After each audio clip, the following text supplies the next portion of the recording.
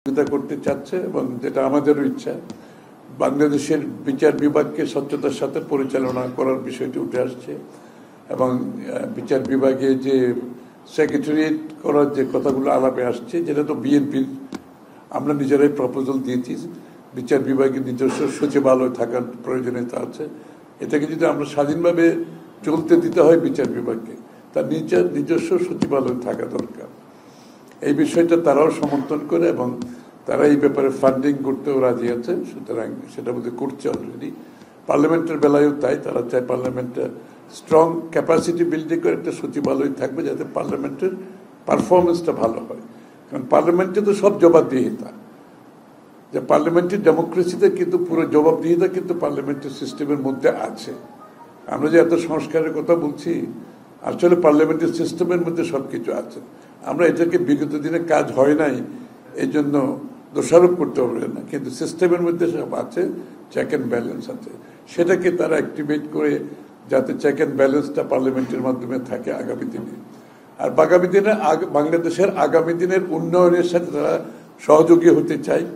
তাদের শুধুমাত্র তাদের যে আমাদের ওই অনুদান ঋণ এর বাইরেও তারা অন্যভাবে অর্থায়নের চিন্তা করছে, যে নতুন নতুন অর্থায়নের অনেক পোর্টফোলিও অনেক চিন্তা আছে।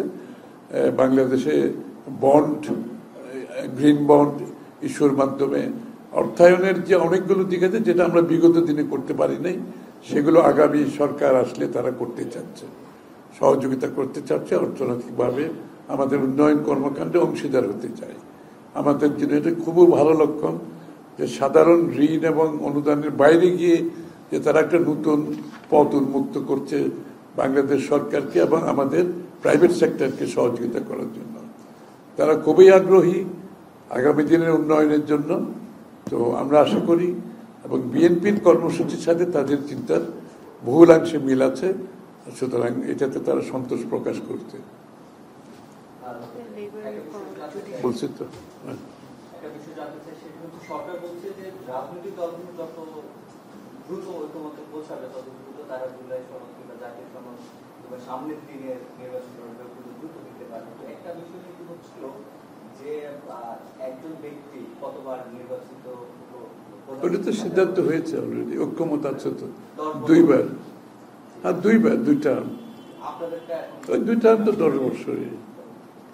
এখন তো ঐক্যমত আছে, তো বিএনপির প্রপোজাল, এটা 8 বছর আগের প্রপোজাল বিএনপি। যারা নতুনভাবে সংস্কারের কথা বলছে তারা এখন বলতেছে। আমরা তো ভিশন 2030 মধ্যে বলেছি যে 2 টার্মের বেশি প্রধানমন্ত্রী থাকবে না। এটা বিএনপির এই প্রপোজাল বিএনপি এখন স্টিক করতেছে, এখানে ঐক্যমত না থাকার কোনো কারণ তো নেই। ঠিক আছে, থ্যাংক ইউ।